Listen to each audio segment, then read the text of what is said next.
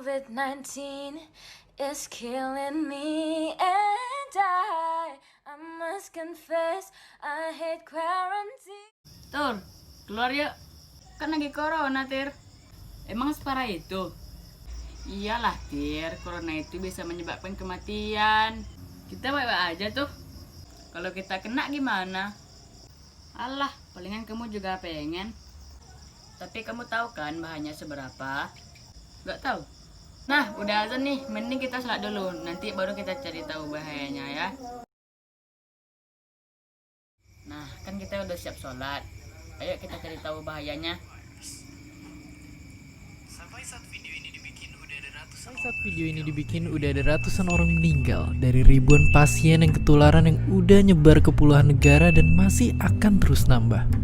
Oke, pertanyaannya, jadi sebenarnya seberapa bahayakah virus ini? Singkatnya, virus yang satu ini bahaya banget karena bayangin, saat ini belum ada antivirus buat nyembuhin penyakitnya. Artinya, mereka bisa leluasa nyerang badan kita tanpa perlawanan. Ya, gampangnya mereka itu kayak parasit. Bukan yang nipu-nipu biar sekeluarga bisa tinggal di rumah bagus, tapi biar sederhana bisa kita anggap kayak gitu. Wabah virus yang masuk ke tubuh manusia nipu sistem imun kita biar nggak nyerang diri mereka.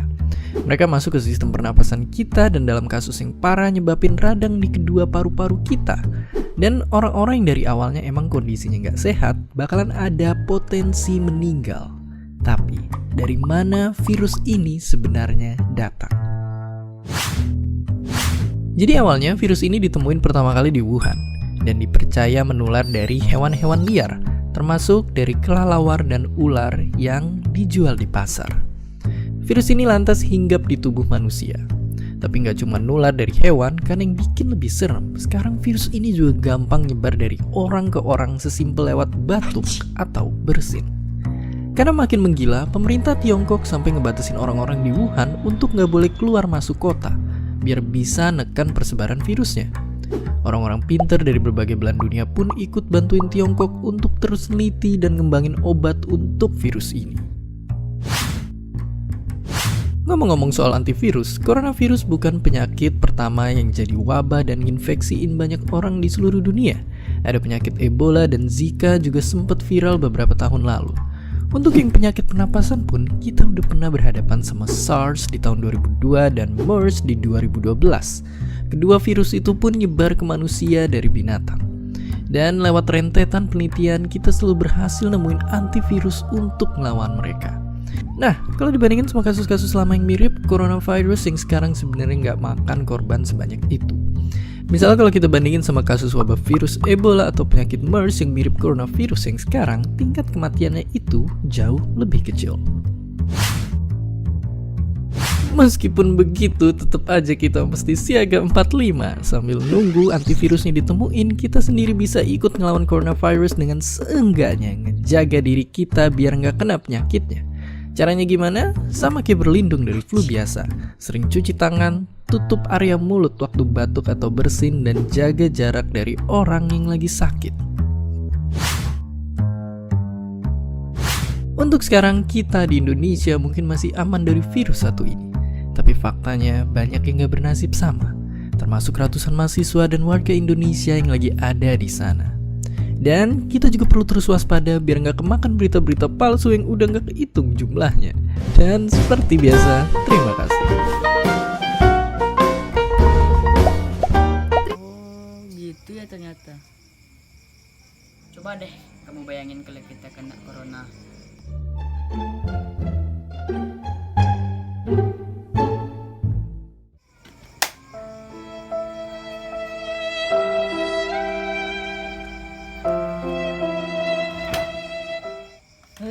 Gak mau.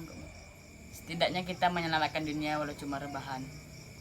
Tapi jangan lupa cuci tangan. Jadi intinya kita harus di rumah aja dan tidak boleh kemana-mana. Sering cuci tangan, makan makanan yang bergizi untuk meningkatkan imunitas tubuh kita.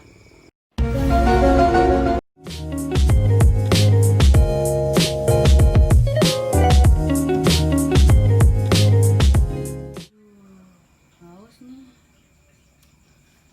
Buka masih lama. Minum aja ah. Nggak ada orang kan.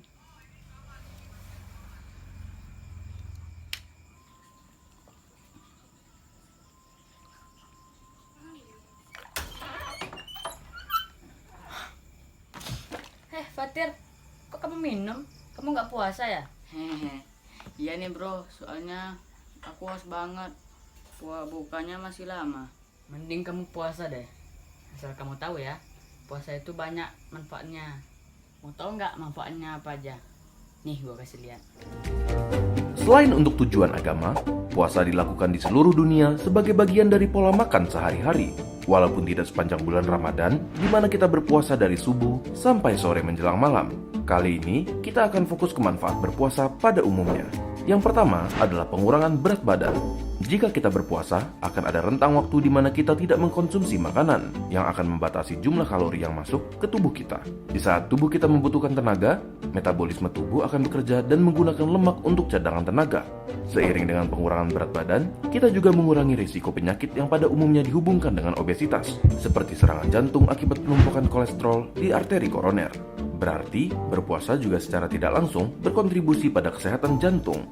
Selain itu, berpuasa juga meningkatkan sekresi dari growth hormone yang berfungsi dalam menstimulasi pertumbuhan badan, metabolisme, dan kekuatan otot. Beberapa penelitian pun telah menunjukkan bahwa berpuasa meningkatkan sistem imun kita dan menjaga kita dari infeksi.